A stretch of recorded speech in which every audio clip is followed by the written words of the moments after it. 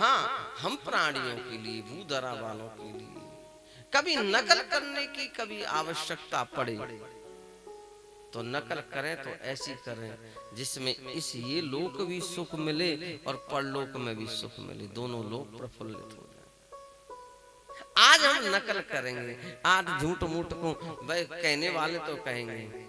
एक दिन दो चार बहन भैया ये माला लटका के जो करते हैं वो तो पक्के हो चुके, जो माला करते हैं वो तो पक्के हो गए, उनके पड़ोसी तो अब उनको समझने लग गए, कहा कि इनसे कब तक माथा मारे, ये ज्यादा भगत है। जो नहीं करते ना उनके लिए ये माला लटकाओ, एक दिन लटकाना, तीसरे दिन 10 इकट्ठे हो जाएंगे, चुपके चुपके बतराएंगे, बड़े भगतवन नहीं है, बड़ी भक्तियां नहीं है, बड़े भगत जी हैं। अच्छा, ये सनातन धर्म की संस्कृति पता नहीं कैसी असुतार्थ में है, कैसी विवेचना है। यहाँ उंगली ज्यादा उठती है, यहाँ सटीकता का धर्म दंड नहीं है, और धर्म में ऐसा नहीं है। लेकिन यहाँ थोड़ा सा कोई चंदन लगा ले, छोटी छोटी रख ले, यज्ञोपवीत रख ले, ब्राह्मण क्षेत्रीय वैश्य तक तो यज्ञोपवीत मान्य है। हाँ जी या ना जी? लेकिन कौन जानता है यज्ञोपवीत होता क्या है?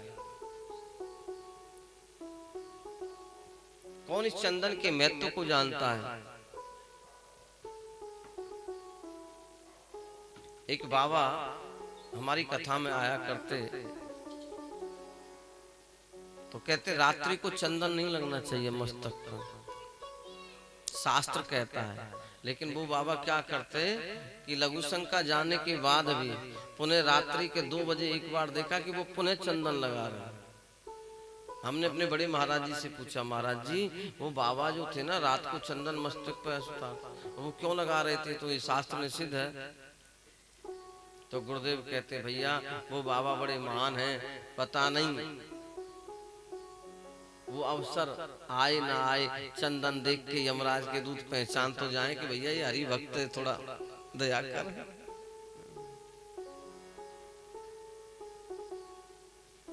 ये अद्भुत पट्टा है, हम लोगों के पास एक पहचान है। ये तुलसी कंठ में लगी है ना, चंदन मस्तक पे है, कभी कोई आएगा तो दूर से पहचान जाएगा। इस लोक में भी सुख भोगेंगे जब तुलसी पहन करके जाएंगे, चंदन लगा करके जाएंगे। भले ही पैंट और शर्ट पहनो चलेगा, चंदन और तुलसी तो कुछ तो होना चाहिए, चाहे वो रुद्राक्ष हो, जो जिसका दे। मैं ये नहीं कह रहा कि मैं वैष्णव भक्त हूँ तो मैं शिव भक्तों का निराकरण कर रहा हूँ, सबके इष्ट सर्वोपरि है। लेकिन सनातन की कुछ तो पहचान होनी चाहिए। एक कुत्ते को भी पट्टा डाल देते ना, और वो जब मैदान में जाता है तो 10 उसको देखते हैं, उसको पहचान जाते हैं, भैया किसी का पालतू है। कभी हमारी पहचान का नंबर आएगा तो पट्टा देख के समझ तो जाएंगे कि सब नारायण भक्त हैं, हरि भक्त हैं, कृष्ण प्रेमी हैं। जब हमारे पास कुछ अस्तित्व नहीं रहेगा भक्ति का तो हम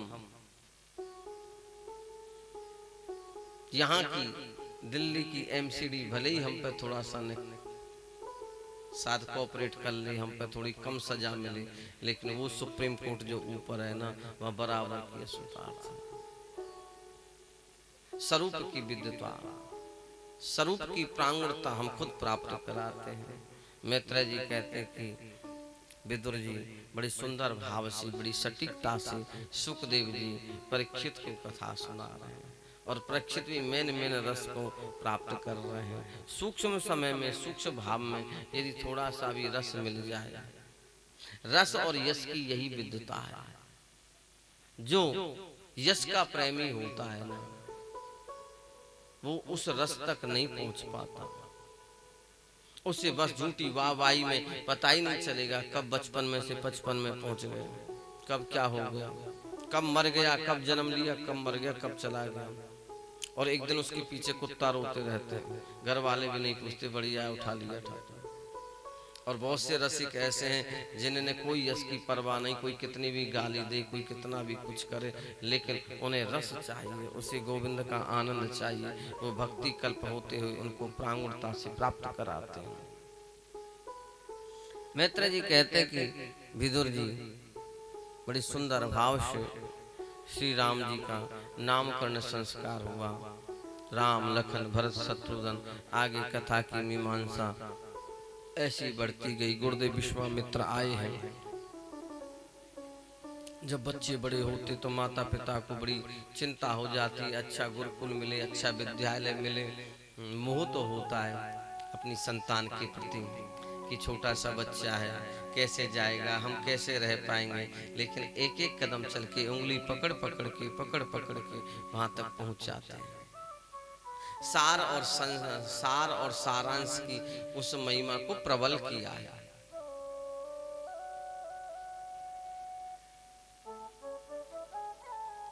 गुरु जी आए विश्वामित्र जी, और विश्वामित्र जी ने आकर के राम लक्ष्मण की याचना की है। और महाराज दशरथ एक ऐसे सूक्ष्म भवदीय पिता हैं, उन्होंने एक पल विलंब भी नहीं किया और अपने गुरुदेव के श्री चरणों में अर्पित कर दिया दोनों पुत्रों को। और दोनों पुत्रों को लेकर के विश्वामित्र जी अपने आश्रम आए हैं। आश्रम में गुरुकुल में 4 बजे उठना, गुरुदेव की सेवा करना, गौ सेवा करनी, ब्राह्मण सेवा करना, फिर उसके बाद अपनी विद्या अध्ययन करना, नियमावली साखी योग की दर्शन करना, निधि रुतियां श्रुतियों के बारे में अनंत रूप रूपांतर भाव से सबको एक अध्ययन काल। कोई माँ के पेट में से बंधु सीख करके नहीं आता, जगत में सब कुछ सीखना खुद पड़ता है। देखो समय चक्र कैसे चल रहा है। उसके बाद जो मिथिला के एक राजा है, प्रेम से बोलो श्री राजा, मिथिला के राजा जनक, उन्होंने एक स्वयंवर रखा अपने राज्य में। और स्वयंवर में एक धनुष था, मेन लक्ष्य, और वो धनुष शिव का धनुष था। लीला कथाएं हम सब जानते हैं, लेकिन राजा जनक ने कहा कि वो इतना अपने आप में रोमावली धनुष था, जिसकी प्रांगुणता को देख करके राजा जनक ने सोच लिया, जिसको कोई हिला तक नहीं सका, उसको मेरी पुत्री ने स्थान बदल दिया। उसका एक कक्ष से दूसरे कक्ष में या एक स्थान से दूसरे स्थान पर परिवर्तन कर देना। तब से राजा जनक जो थे वो बड़े विचलित हो गए। कहा कि मैं अपनी पुत्री का, मुझे नहीं लगता मेरी बेटी साधारण है। अब पुत्री हो या पुत्र हो, माँ बाप के लिए ऐश्वर्य और चिंता का विषय यही होता है। और हर माँ बाप चाहे संतान कैसी हो, लेकिन माता पिता संतान के लिए अच्छा ही सोचते हैं। राजा जनक ने कहा जब मेरी बेटी इतनी बलिष्ठ है तो इसका वर भी कोई साधारण नहीं, ऐसा ढूंढूंगा, ऐसा ढूंढूंगा। अब कैसे ढूंढ पाऊंगा, कितने युग लग जाएंगे। राजा हैं, उन्होंने तभी संकल्प मनेन्द्रियों मन मानसिक संकल्प किया, और मानसिक संकल्प को ही राज तक ले आए, राजयोग तक। कहा कि जो शिव के धनुष को तोड़ देगा उसी से मैं अपनी बेटी का विवाह कर दूंगा। ये संदेश, ये पाती नगर नगर द्वार द्वार बड़े बड़े राज्यों में पहुंचाई। सबकी जगह से राजा महाराजा सब मिथिला में प्रवेश कर रहे हैं। इधर वो चिट्ठी विश्वामित्र के आश्रम आई। उस चिट्ठी में देखा, पूज्य गुरुदेव के चरणों में कोटि कोटि दास का प्रणाम। ये आपका राजा जनक आपको प्रणाम करता है। गुरुदेव, ऐसे ऐसे मेरी बेटी का स्वयंवर है, मेरी बेटी का विवाह का भाव है, और मेरे इस यज्ञ में, मेरे इस अनुष्ठान में कोई संत ब्राह्मण आए तो मुझ दास पे बहुत बड़ी कृपा होगी और मेरा मंगल होगा। पहले बहुत अच्छा नियम था, कभी किसी का विवाह होता ना तो ब्राह्मणों को तो जरूर बुलाते थे, और जिस विवाह में ब्राह्मण आते आशीर्वाद दे के जाते ना तो मंगल ही होता। आजकल के विवाह में तो ब्राह्मणों को तो छोड़ो, पता नहीं क्या देना पड़ेगा। जितने भी आते हैं सब पीने वाले आते हैं। अब जो खुद पिए हुए हैं वो आशीर्वाद कैसा देंगे ये आप समझ लेना। जिनको खुद को अपना नहीं पता, वो जीवन की विशेषता के उस भाव, उस लक्ष्य तक नहीं पहुंचा सकते। 16 कर्म थे, 16 संस्कार थे, लेकिन आज के कलिकाल में केवल 2 ही ओनली संस्कार रह गए हैं, एक जन्म का और एक मरण का। सब संस्कार लुप्त हो गए। पहले कर्ण वेदन होता था, नामकरण संस्कार। आजकल तो नाम में भी कंजूसी कर देते, पंडितों को बुलाएंगे, हवन यज्ञ कराएंगे, दक्षिणा देनी पड़ेगी, ये वो पता नहीं क्या सोच लेते हैं। और मैं जैसे समय बदल रहा है ऐसे नाम भी चेंज होते जा रहे हैं। टिंकू पिंटू चिंटू किंटू सब जैसे नाम है वैसे उनमें गुण होते जा रहे हैं। आजकल दूसरो तीसरो महीना लगे ना लगे, सुंदर सी बहू रानी को सासू माँ समोसा खानो खचखच रही है। अब बताओ, कच्चा आम खाना है, जब कच्चा आम खाएगी तो पका हुआ पुत्र कहां से लेगी?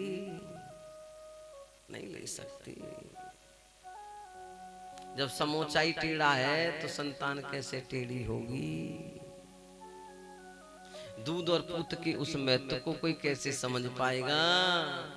पहले मैया दूध पिलाती थी तो गाली में कोई कहे हो ना तेरी मैया ने दूध पिलाए हो तो आजा, लेकिन आज की मैया कहाँ दूध पिलाती है, वो बोतल पे अटका देती है, ले पी ले। अब जिंदगी बोतल से शुरू हुई और बोतल पे ही खत्म होती है जाकर।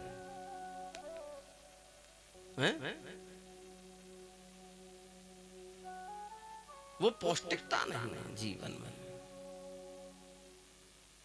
जीवन की उस रस माधुरी का अवरुद्ध हम कर पाए नहीं कर पाए, ये जीवन की सहजता हमें कर्मों का मीमांसा कराती।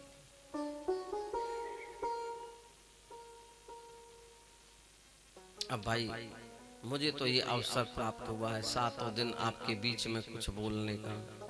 अब मैं तो कोई कंजूसी करूंगा नहीं, 7 दिन तक तो आपको सुनना ही पड़ेगा, राधे राधे बोलना भी पड़ेगा। कल को मैं बरसाने जाऊं और राधा रानी कहेगी अरे तुझको मैंने भेजा था, तू सुना के आया कि नहीं सुना के आया?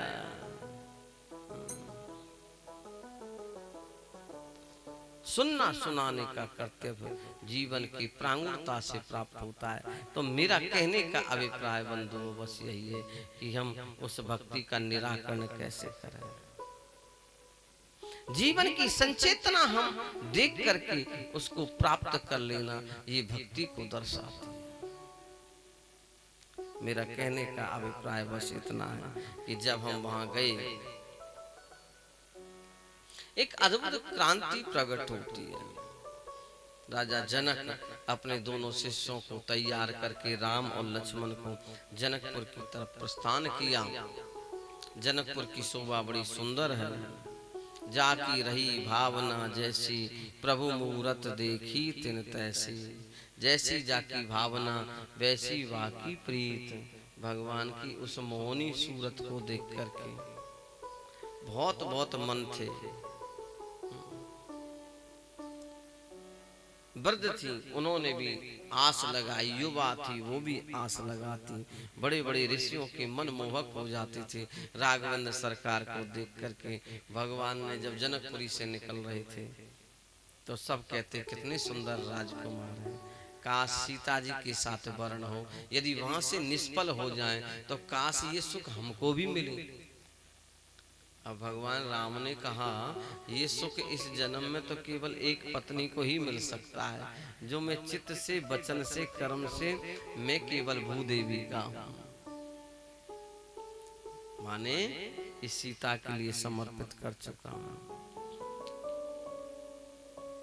उसके बाद धनुष यज्ञ में श्री ठाकुर जी राघवेंद्र सरकार अपने गुरु के साथ पहुंचे हैं, छोटे अनुज के साथ पहुंचे।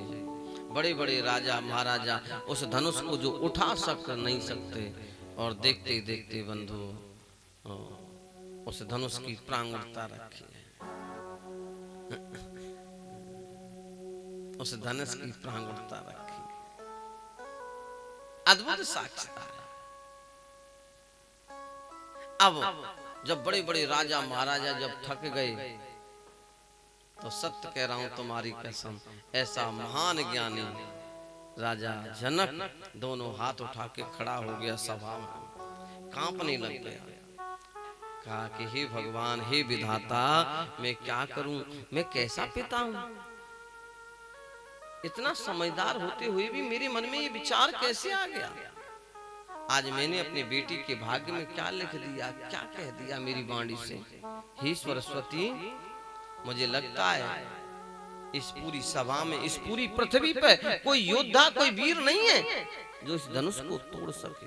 आज राजा जनक जैसा ब्रह्म ज्ञानी हिम्मत हार गया। बताइए, याद रखना, भक्तों में हनुमंत लाल जैसा भक्त नहीं हो सकता, और पंडितों में रावण जैसा कोई पंडित ना पहले था, ना है, ना आगे होगा। और ज्ञानियों में राजा जनक जैसा कोई ज्ञानी नहीं हो सकता। ये भूधरा के 3 देव हैं। जब राजा जनक ने कहा कि इस पृथ्वी पे नहीं लगता, तो महाराज उस पृथ्वी पे लखन लाल बैठे हुए थे उसी सभा में। लेकिन जहां लक्ष्मण जी हों, वो फिर कहां किसकी सुनने वाले हैं। खूब उनको दबाया लेकिन नहीं रोके। कहा खड़े होकर कि महाराज आप क्षमा करना, महाराज जनक आप मेरे पिता समान हैं, लेकिन आपने बहुत गलत बात कही है। आप ये कैसे कह सकते हैं कि इस पूरी पृथ्वी पर कोई ऐसा वीर ही नहीं है? वीरों से शून्य हो गई है। हे महाराजा जनक, जिस सभा में रघुकुल के श्रोमणी मेरे बड़े भैया राघवेंद्र सरकार है, मेरे राम जी हों, तो आपको ये सब बातें शोभा नहीं देती। हाँ, गुरुदेव यदि मुझे एक बार आज्ञा दें, तुम वीर योद्धा की बात कर रहे, मेरे गुरुदेव से कहवा दो, मेरे भाई से कहवा दो एक बार। तुम इस धनुष की बात कर रहे हो, मैं पूरी पृथ्वी को पलट के रख दूं? गुरुदेव ने कहा, ओ देवता चुप है जा भैया, सब काम तू ही कर देगा तो फिर बड़ा क्या करेगा? लखन चुप बैठ जा, इशारा किया, सब गड़बड़ मत कर, सब खेल को मत बिगाड़। शर्त ये कि जो धनुष को तोड़ेगा उसी का विवाह होगा, और तू गड़बड़ कर देगा फिर बड़े को, कोई जिसके छोटे के विवाह हो जाते ना, फिर बड़े में तो 10 वो लग जाते हैं दोस्त। संसार वाले कह देंगे कोई कमी रही होगी, फिर विवाह नहीं होगा। इशारा किया, राम जी खड़े हुए। राघवेंद्र सरकार बड़ी चतुर थे, उन्होंने महादेव को प्रणाम किया है। महादेव कृपा करना प्रभु, ये मेरे विवाह का मामला है, कहीं गड़बड़ मत कर देना, मैं प्रणाम कर रहा हूँ। पहले पृथ्वी को भी प्रणाम किया। उसके बाद गुरुदेव की आज्ञा अनुसार प्रणाम करके धनुष पे प्रत्यंचा चढ़ाई है, वो शिव धनुष टूट गया, और वही जो नियम था वही हुआ है। श्री जो स्वयंवर का भाव था, जयमाला का कार्यक्रम हुआ। सीता जी ने उनको जयमाला पहनाई, उन्होंने उनको पहनाई। फिर हम मधुर रस से कहते हैं राम जी बड़े थे, सीता छोटी थी, ये तो रस के लिए कहते हैं, लेकिन हमें लगता नहीं, क्योंकि हमने जनकपुर की बहुत माताओं को देखा है, वो छोटी तो नहीं हो सकती, खूब लंबी तो रहती हैं, लेकिन कहते हैं जनक लली छोटी पड़ गई थी, झुक जइयो तनक रघुवीर लली मेरी छोटी सी। ये हम लोग पता नहीं कैसे गाते, लेकिन मुझे नहीं लगता कोई छोटी मिली हमें, सब खूब लंबी मिली, तो हम कैसे कह सकते हैं? लेकिन रस के लिए कह दिया। राम जी झुक नहीं सकते क्योंकि मर्यादा सूत्र हैं, तो लक्ष्मण जी ने चरण पकड़ लिए, वो जुड़ गए, हमारा काम बन गया। अब भैया ब्याह तो जब सब काम कर ही दियो तो मिलना तो है ही।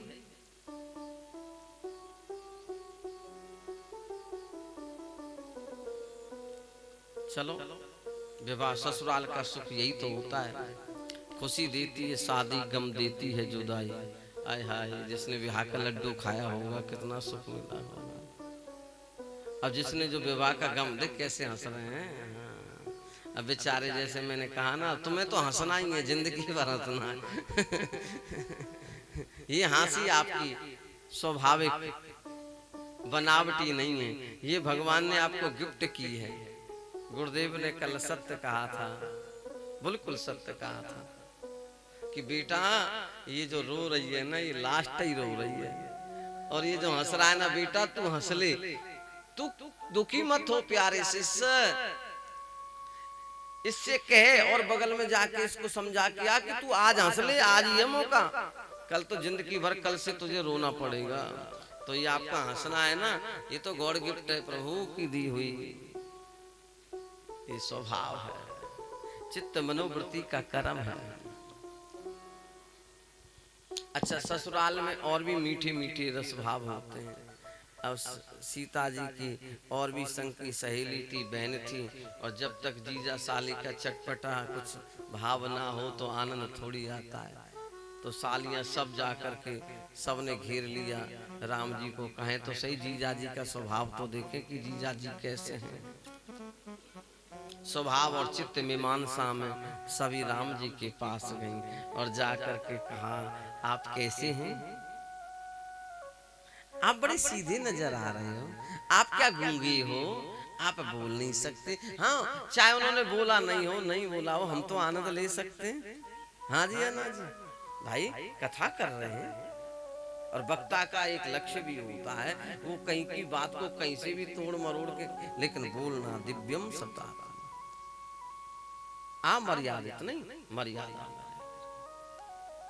ससुराल का सुख लौकिकता में हम खूब लेते हैं, तो क्या परलौकिक ब्रह्म के साथ उसके सुख को अनुभूत नहीं कर सकते? कर तो सकते, थोड़ा आनंद तो सालिया राम जी को टटोलती हैं, क्या गूंगे हो, क्या सीधे हो, बड़े बोलते ही नहीं है। और जो ऐसा व्यक्ति हो, राम तो बड़ी सुलभ सहज है, वो तो कोई कितना भी कह ले नहीं बोले तो सालियों को आनंद तो आएगा नहीं। कहा कि इससे क्या, छोड़ो, अपनी संग की सहेलियों से कहा, प्रिय इसको छोड़ दो, इसको तो सीता ही झेलेगी, सहेली ये जानो, सीता जाने। पति उसका, हाँ इसका भाई बड़ा नमकीन सा छोटा, उसको पकड़ो, वो बड़ा खड़ा हुआ था, उसको पकड़ो। सबने लक्ष्मण जी को पकड़ लिया। ये ससुराल का चल रहा, जनकपुर की बात, बिहार की। और बिहारी वैसे बड़े तेज होते हैं, भैया कोई बैठा हो तो बुरा मत मानना। है क्या कोई एक आध बिहारी? चलो कृपा, राधे राधे बोलना पड़ेगा। लक्ष्मण जी को पकड़ लिया, लक्ष्मण जी से कहा, लक्ष्मण जी एक बात कहें हम आपसे, अब तो रिश्तेदारी तो हो गई है, अब क्या छुपना छुपाना, अब बुरा मत मानना, आपसे हम कुछ बात कहें तो। लक्ष्मण जी ने कहा, जब ऐसी बात जब तुम कह रही हो बुरा मत मानना, तो देवियों कह क्यों रही हो? तो सीता जी की जितनी भी संग की सहेली थी, बहन थी, कहा कि अब ये क्या करें, स्वभाव है हमारा, हम जब तक नहीं कहेंगे तब तक हमारे पेट में खलबली होती रहेगी। एक घड़ी खाए बिन रह जाएंगे, लेकिन कहे बिन तो, ये तो स्वभाव है। और वैसे भी रिश्ते में जीजा साली का प्रांगण भाव हो रहा है, लेकिन दुख का विषय है ना, इसलिए कह रही हैं, सुख का होता तो हम क्यों कहते? लक्ष्मण जी ने कहा कि अच्छा, जब इतनी ही आतुर हो रही हैं, इतना भाव है, तो आप बता दो क्या बात है।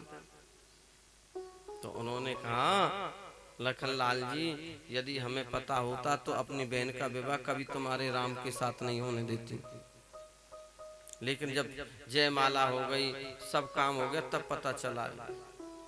लक्ष्मण जी भी घबरा गए, ऐसी क्या बात हो गई भैया, ऐसा हमने क्या कर दिया किसी का? सबकी आंखें भी टेढ़ी हो गई, सब सहेली प्रेम से देखने की बजाय गुस्सा से देखने लगी। कहा कि यदि ऐसा पता होता ना तो हम कभी विवाह नहीं होने देते। लक्ष्मण जी ने हाथ जोड़ लिए, कहा कि देवी अब बता दो अपराध क्या है। सबने कहा कि लखनलाल, हमने सुना है तुम्हारे बाप की जरूरत नहीं है, तुम्हारे यहाँ बिना बाप के बेटे पैदा हो जाते हैं, बस खीर बनाओ घर में और बेटा पैदा कर लो। यदि ऐसे पता होती तो हम कभी अपनी बहन का विवाह नहीं होने देते।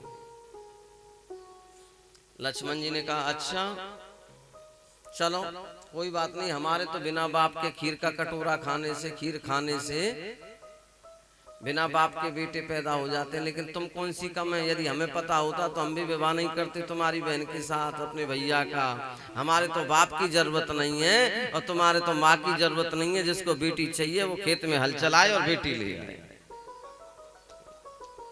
ये अद्भुत सुख है।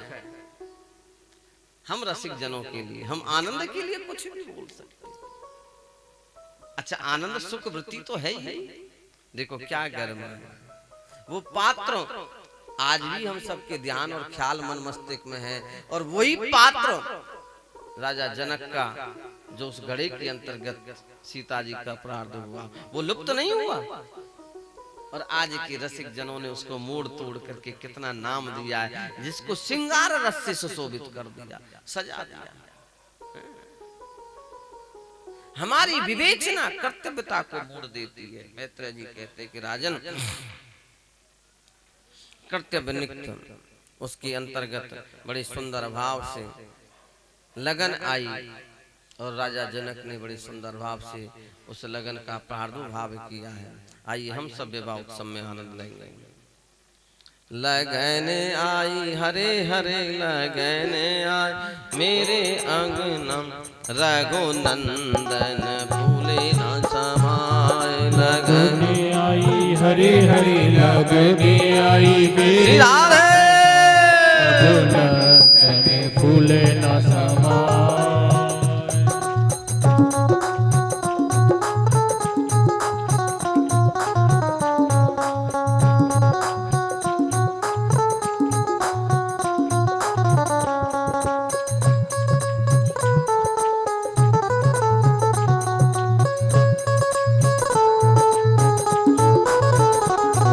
प्यारे की जय हो।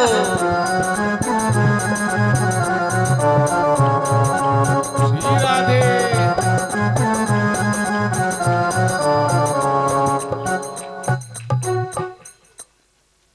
प्रेम से बोले श्री राधे। मैत्रेय जी कहते हैं बड़ी सुंदर भाव से, परीक्षित अनुपम सौंदर्य रहा भक्ति का, और उसके अंतर्गत सारे अयोध्यावासी बड़े प्रसन्न थे। सीता जी अवध में प्रवेश किया। आज माँ कौशल्या क्या, कैकेयी क्या, सुमित्रा क्या, जब प्रथम विवाह अपने बच्चे का जब होता है ना, वो माँ बाप का सबसे बड़ा सुख होता है, सबसे बड़ा गौरव और आनंद का विषय है।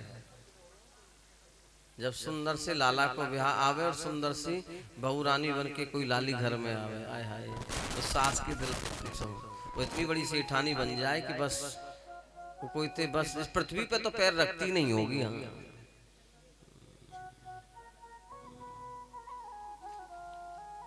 अद्भुत आनंद की महत्वाकांक्षा, अद्भुत भाव भक्ति का एक अद्भुत आश्रय होता है।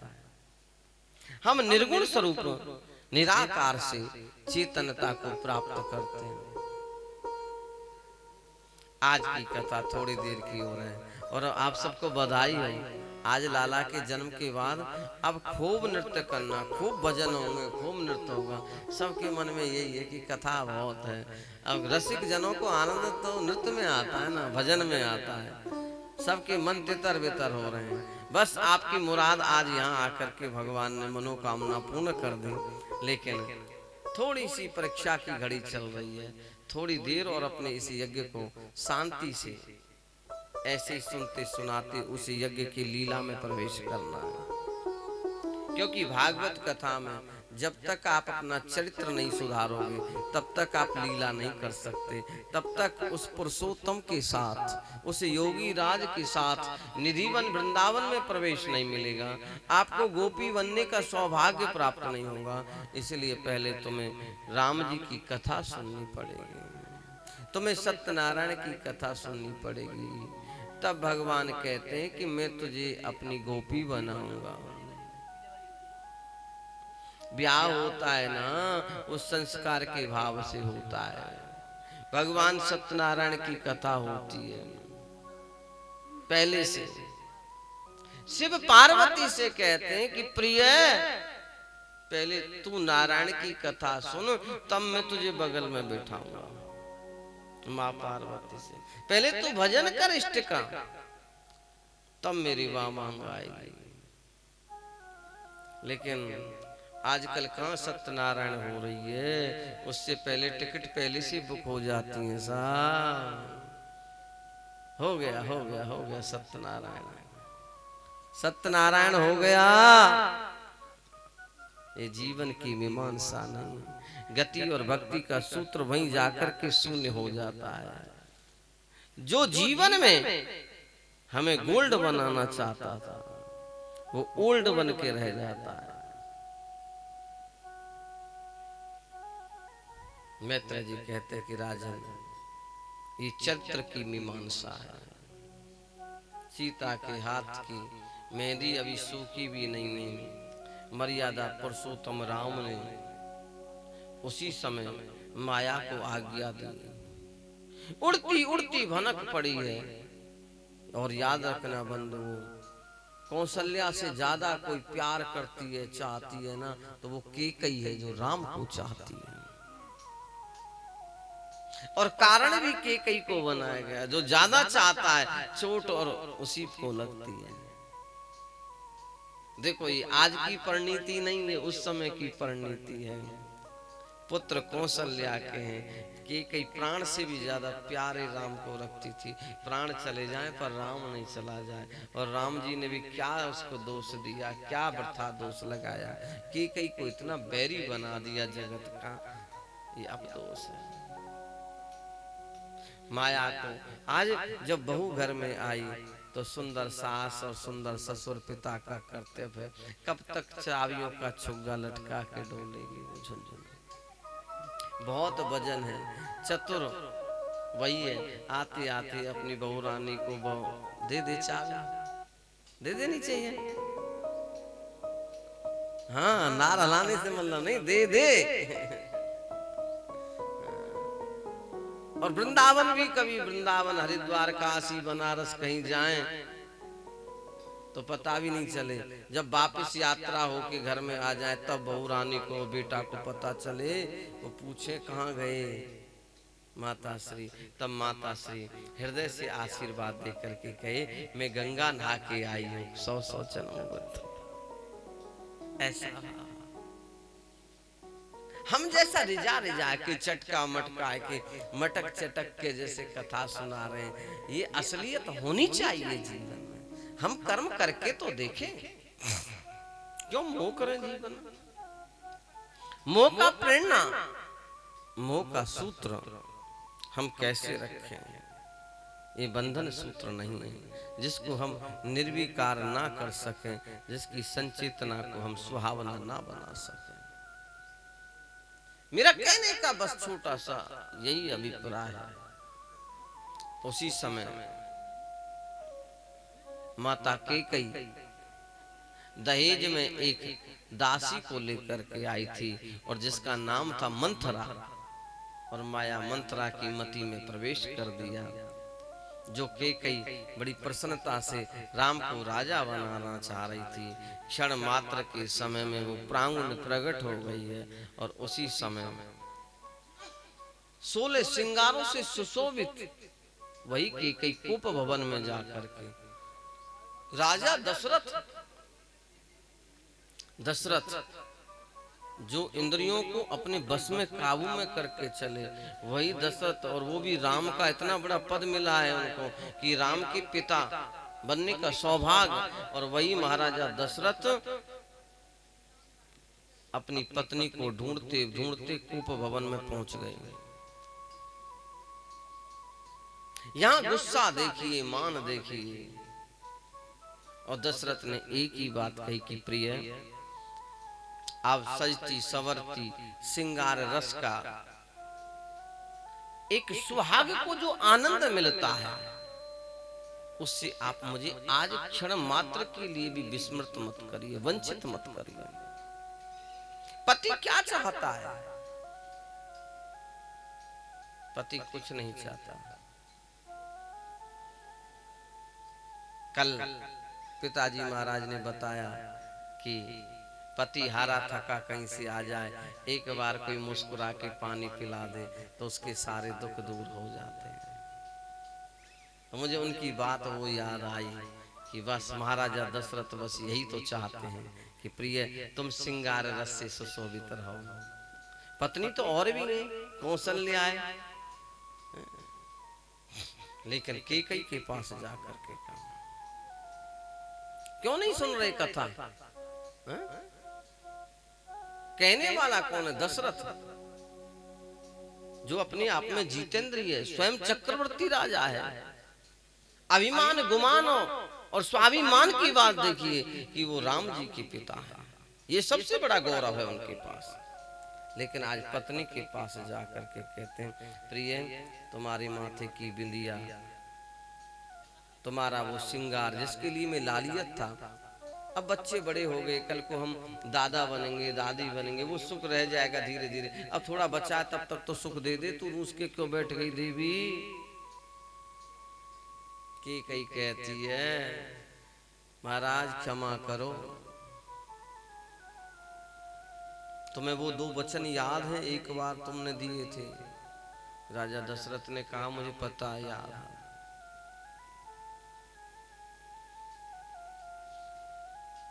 जीवन की भक्ति की मीमांसा की वो डोर भक्ति के सूत्र को प्रेरित नहीं कर पाती। जीवन कहीं ना कहीं संबंध में नहीं है, ये प्रांगुणता को प्राप्त कराता है। भक्ति का ब्रह्म सूत्र किसी ना किसी से द्वारित करके मंगल सूत्र को जोड़ता नहीं है, अपुति दूर कर देता है।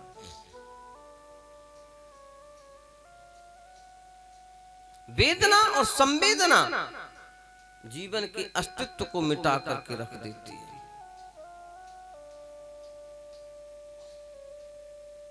तो कई कहती है, मेरे पुत्र भरत को राजा बना था। दशरथ जी हंसे। दशरथ जी ने कहा कि देवी, ये भी तुम्हारा ही फैसला था राम को राजा बनाने का। बेटा तो सारे अपने ही हैं, चाहे राजा राम बने चाहे राजा भरत बने, किसी को बना, ये तेरा आधिपत्य है, ये तेरा निर्णय है, ये तेरा फैसला है। तब कई ने कहा, नहीं, दूसरे वचन में मुझे आप दीजिए राम को वनवास, 1 वर्ष नहीं, 2 वर्ष नहीं, 14 वर्ष का।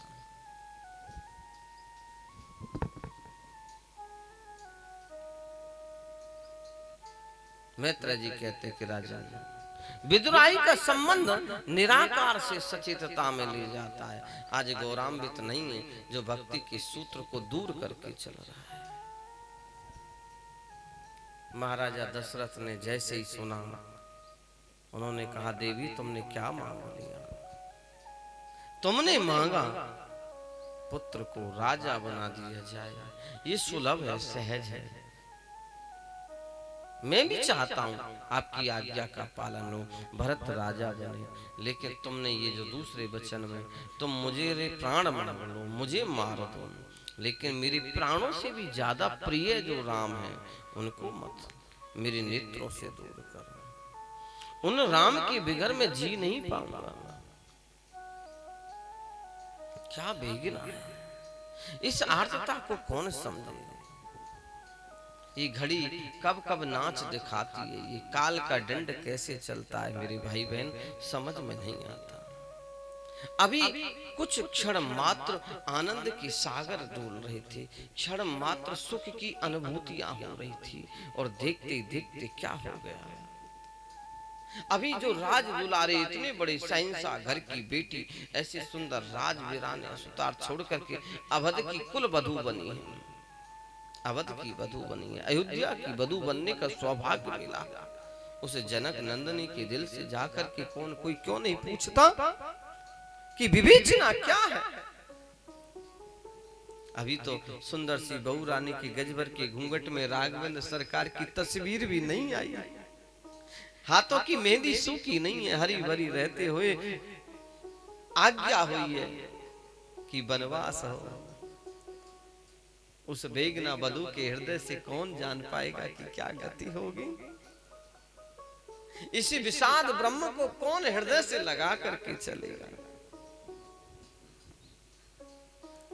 दशरथ के तो मानो प्राण ही निकल आए। गोस्वामी बाबा कहते हैं, रघुकुल रीत सदा चले आई, प्राण जाए पर वचन ना जाए। ये रघुकुल की रीति है, नीति है, नियम यही है।